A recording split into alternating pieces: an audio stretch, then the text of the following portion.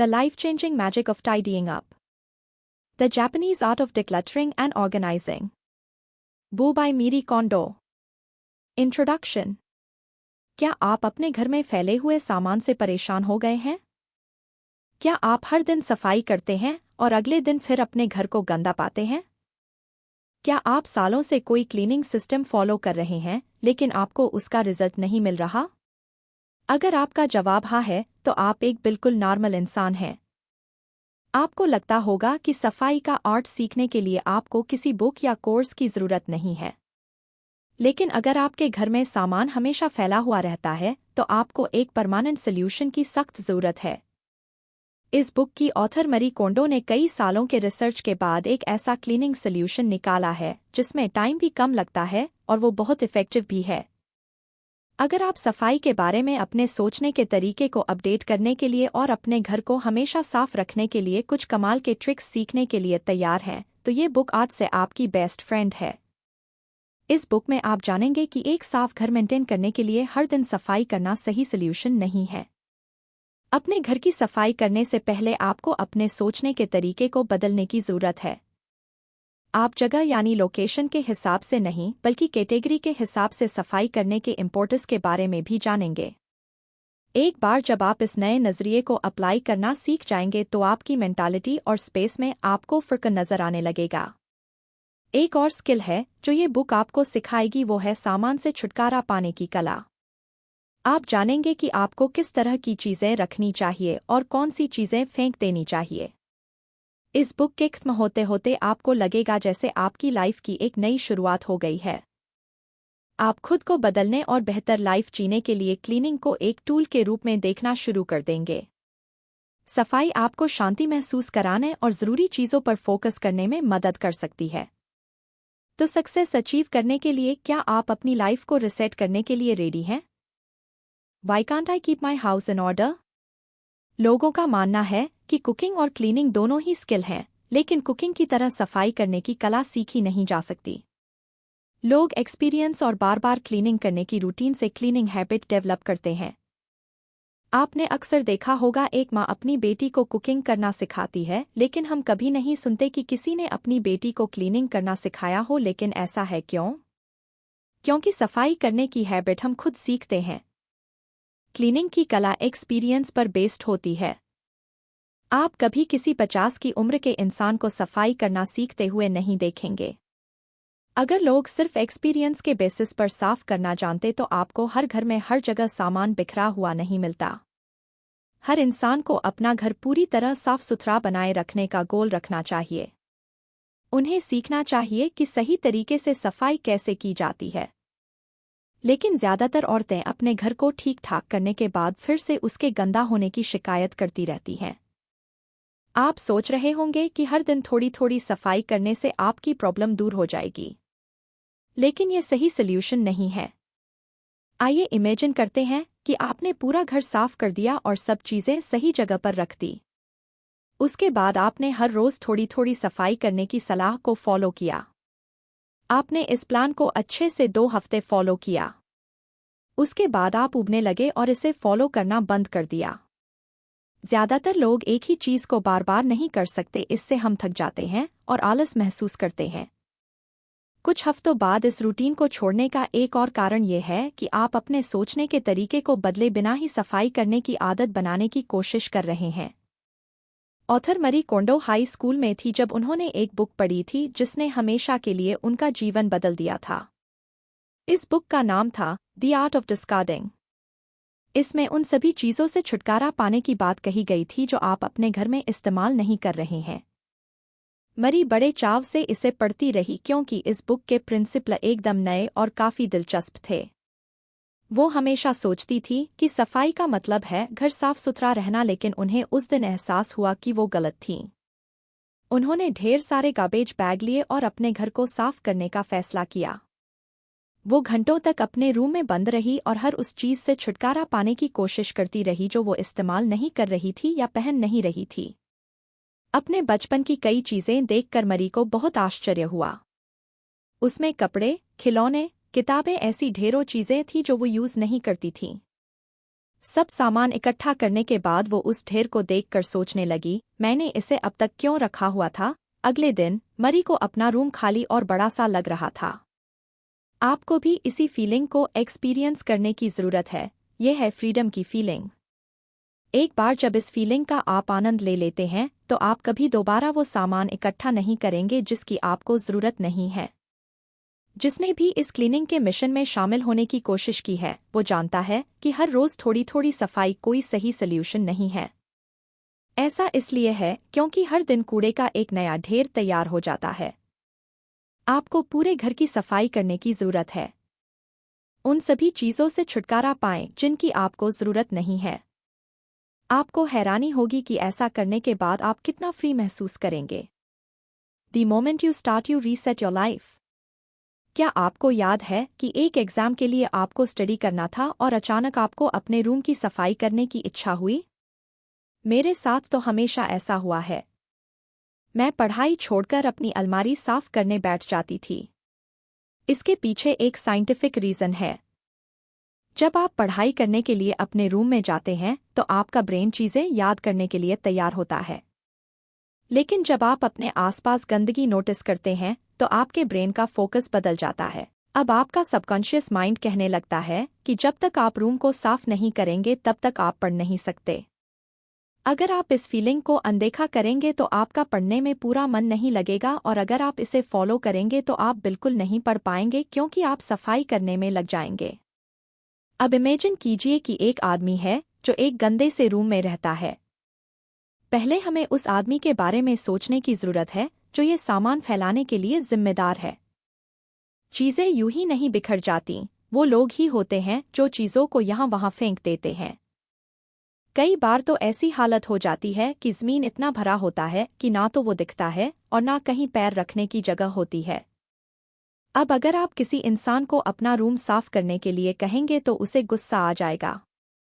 वो आपसे कह सकता है कि उसे बहुत आलस महसूस हो रहा है या उसे अपना रूम वैसे ही पसंद है। कुछ लोगों का तो ये हाल है कि वो कहते हैं कि जब तक उनका रूम बिखरा हुआ ना हो तो वो ना वो पढ़ सकते हैं और ना ही कोई काम कर सकते हैं। हमारे आसपास का बिखरा हुआ सामान हमारा ही रिफ्लेक्शन होता है। अगर हमारे थॉट्स ऑर्गेनाइज्ड हैं और मन शांति से भरा है तो हम एक साफ रूम में रहना पसंद करेंगे। अगर हमारे मन में हलचल मची हुई है और हम चिंतित हैं तो हम पूरे घर में चीज़ें बिखरा कर रखेंगे। इसलिए घर की सफाई से पहले आपको अपने अंदर गहराई तक झांकना होगा। आपको गहरी सांस लेकर आराम से अपनी प्रॉब्लम्स के बारे में सोचने की ज़रूरत है। अपने आप से पूछे, ऐसी कौन सी मुश्किलें हैं जिनसे मैं बचने की कोशिश कर रहा हूँ। जब आपके आसपास सामान बिखरा हो तो आप क्लियरली सोच नहीं सकते क्योंकि वो बिखरा हुआ सामान आपका ध्यान भटका देता है। लेकिन एक बार जब आप अपना रूम साफ कर देते हैं तो आपका ब्रेन इधर उधर भटकना बंद कर देता है। आप देखेंगे कि आप ज़्यादा शांत महसूस कर रहे हैं। आप अपनी लाइफ के बारे में क्लियर तरीके से सोचना शुरू कर देते हैं। अपने रूम को साफ करने के बाद की वो फीलिंग आपको बदलने के लिए मोटिवेट करेगी। आपको लगेगा जैसे आपने लाइफ की बुक में एक नया पेज खोला है और आप रिसेट बटन दबाकर एक नई शुरुआत करना चाहते हैं। इसलिए क्लीनिंग आपका फाइनल गोल नहीं है। अपने घर की सफाई एक टूल होना चाहिए जिसका इस्तेमाल आप अपने लाइफ में रियल प्रॉब्लम्स का सामना करने के लिए करते हैं और उन्हें बदलने की कोशिश करते हैं। आप जितना ज़्यादा क्लीन करेंगे उतना ही ज़्यादा आप चेंज और इम्प्रूवमेंट की फीलिंग को पसंद करने लगेंगे। Sort by category, not by location.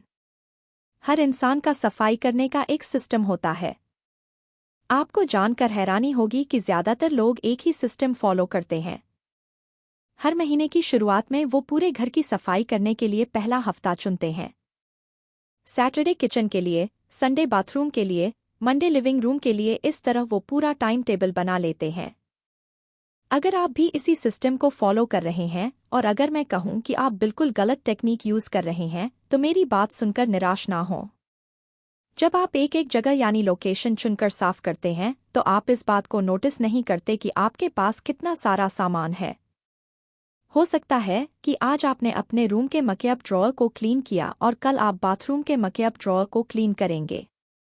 इस तरह की सफाई प्रैक्टिकल नहीं है क्योंकि जब आप दो अलग-अलग मकेअप ड्रॉअर को साफ करते हैं तो आप ध्यान नहीं देते कि आपके पास कितना सारा मकेअप का सामान है। आप ये भी नोटिस करने में फेल हो जाते हैं कि एक ही काम को 2 बार करने में आप कितना टाइम वेस्ट कर रहे हैं। इसका सल्यूशन है कि लोकेशन के नहीं बल्कि सामान की कैटेगरी के हिसाब से क्लीनिंग करें। इस तरह आप देख सकते हैं कि आपके पास असल में कितना सामान है और उन चीज़ों से छुटकारा पा सकते हैं जिनकी आपको ज़रूरत नहीं है। आइए लिली का एग्जाम्पल देखते हैं। लिली 3 सालों से सफाई का एक सिस्टम फॉलो कर रही थी। हर महीने के पहले हफ्ते में वो पूरे घर की सफाई करती। उसने घर के हर रूम के लिए एक दिन फिक्स किया था। इस सिस्टम ने उसके लिए काम तो किया लेकिन उसने इस बात पर ध्यान नहीं दिया कि वो एक ही चीज़ को 2 बार साफ करने में कितना टाइम और एफर्ट बर्बाद कर रही थी। एक दिन लिली अपने रूम में मकेअप का ड्रॉअर साफ करने लगी। वो ऑफिस से घर आई और सीधे सफाई करने में लग गई। उसने ड्रॉअर खोला और सब कुछ ज़मीन पर गिरा दिया। उसके बाद वो चीज़ों को जगह पर रखने लगी। वो हर तरह के प्रोडक्ट के लिए एक बॉक्स का इस्तेमाल करती थी। अगले दिन बाथरूम की सफाई का दिन था। लिली ने जब ड्रॉअर खोला तो देखा कि वो मकेअप के सामान से भरा हुआ था। फिर उसने सामान ज़मीन पर गिराया और चीज़ों को सही जगह रखने लगी। अचानक लिली को लगा कि उसने यही काम तो कल भी किया था। उसे लगा कि वो उसी ड्रॉअर को साफ कर रही थी, बस आज उसकी लोकेशन अलग थी। तब लिली को एहसास हुआ कि ये सिस्टम कितना गलत था। हर लोकेशन को साफ करना उसकी मदद नहीं कर रहा था। उसे मालूम ही नहीं था कि उसके पास मकेअप का कितना सामान था। बहुत से लोग अपने घर की सफाई के लिए स्ट्रगल करते हैं क्योंकि वो कहते हैं कि चाहे जितनी भी सफाई कर लो, अगले दिन सब कुछ उतना ही गंदा हो जाता है। इस प्रॉब्लम का एक कारण है घर में बहुत ज़्यादा सामान का होना। जब हम लोकेशन के हिसाब से सफाई करते हैं तो हम उसे देख नहीं पाते, लेकिन जब हम कैटेगरी के हिसाब से साफ करते हैं तब हमें पता होता है कि क्या रखना है और क्या हटाना है। इसलिए अगली बार जब आप सफाई करें तो कैटेगरी के हिसाब से करें। जब आपको कपड़े साफ करना हो तो अपने घर के सभी कपड़ों पर अटेंशन फोकस करें। डिसाइड करें कि उनमें से आपको कौन सा रखना है। जिन्हें आप यूज़ नहीं करते उन्हें हटा दें। कैटेगरी पर फोकस करने से आपको कल दोबारा वही काम नहीं करना पड़ेगा। Start by discarding all at once intensely and completely. जब भी सफाई की बात होती है तो ज़्यादातर लोग एक ही प्रॉब्लम की शिकायत करते हैं। वो कहते हैं कि चाहे जितनी भी सफाई कर लो, अगले दिन घर उतना ही गंदा हो जाता है। इस प्रॉब्लम को सोल्व करने के लिए लोग रोज़मर्रा के काम में सफाई करने की कोशिश करते हैं। ये एक गलती है क्योंकि सफाई एक अलग काम के रूप में किया जाना चाहिए। इसके लिए आपको 2 डिसीजन लेने की ज़रूरत है, क्या सामान हटाना है और उन चीज़ों को कहाँ रखना है जिन्हें आप रखना चाहते हैं। इस अप्रोच को फॉलो करते हुए आपको बस एक बार अपने घर को साफ करना है और आप फिर कभी सामान बिखरा हुआ नहीं देखेंगे। अब हम सारा का एग्जाम्पल देखेंगे जो एक छोटे से गंदे रूम में रह रही थी। वो अकेली रहती थी और एक अकेले इंसान को बहुत ज़्यादा सामान की ज़रूरत नहीं पड़ती है।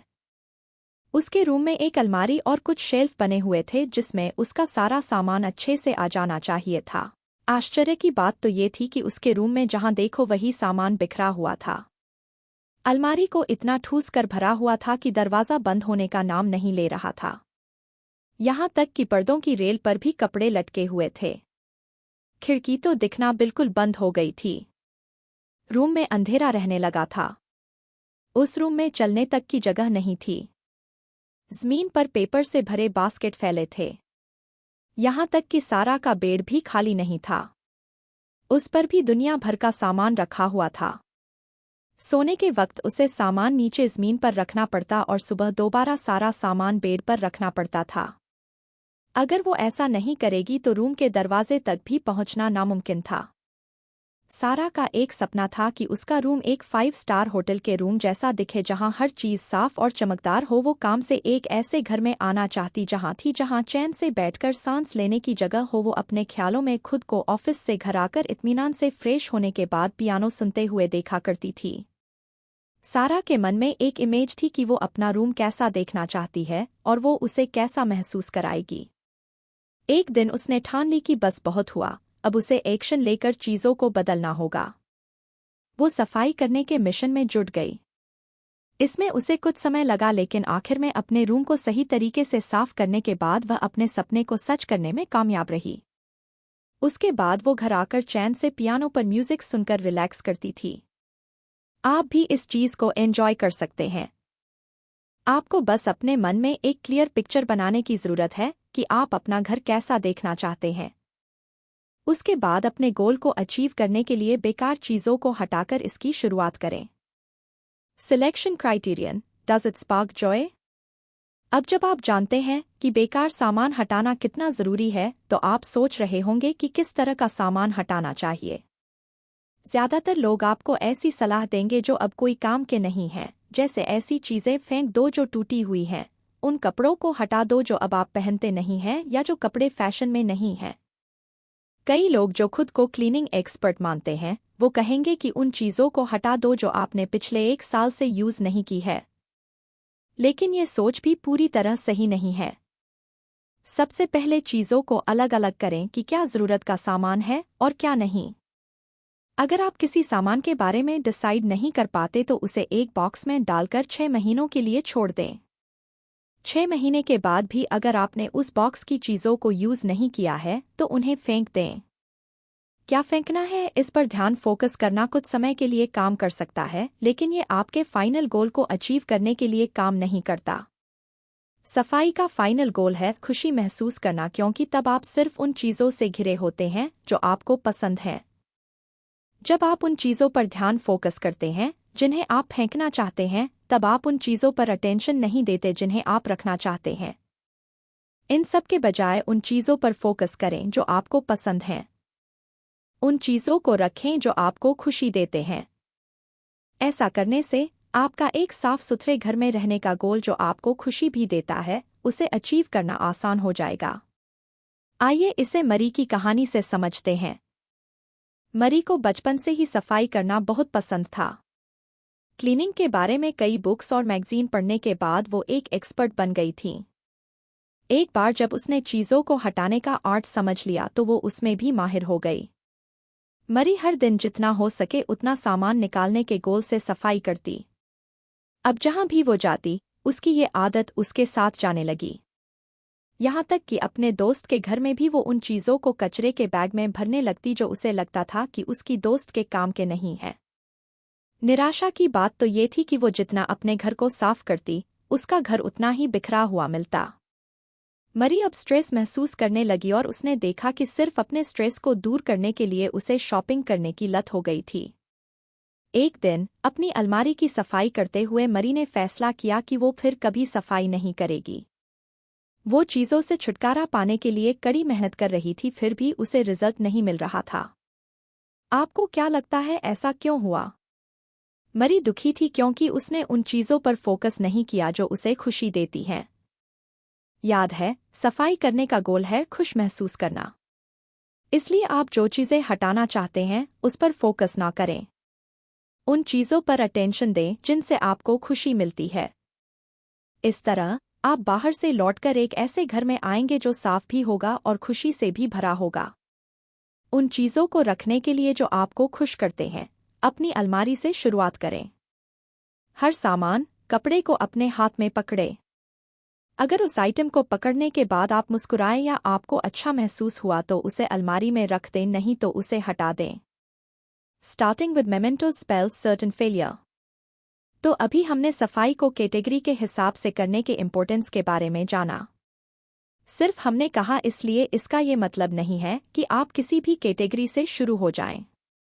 एक सिस्टम है जिसे आपको फॉलो करना होगा, नहीं तो आप आधे रास्ते में अटक जाएंगे। जब हम चीजों को फेंकने का डिसीजन लेते हैं तो हम उसकी वैल्यू के बारे में सोचते हैं। अगर आप अपने क्लीनिंग सिस्टम के लिए सही प्लान नहीं बनाएंगे तो आप एक ऐसी कैटेगरी से शुरुआत कर सकते हैं जिससे आपको बहुत इमोशन अटैचमेंट है।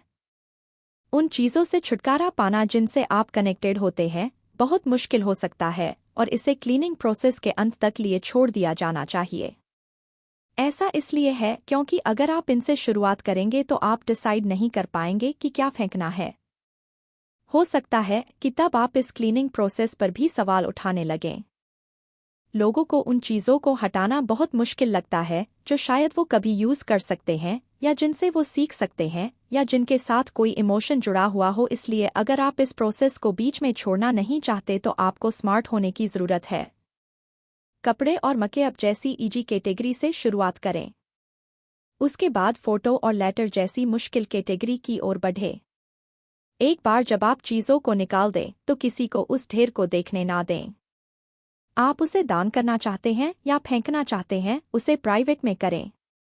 इसका कारण ये है कि अगर कोई आपके निकाले हुए सामान को देखता है तो वो उनमें से कुछ चीज़ों को वापस रखने के लिए आपको मना सकता है। इससे आपको उन चीज़ों को हटाने के लिए बुरा फील होने लगेगा और आप सफाई करने से खुद को रोकने लगेंगे।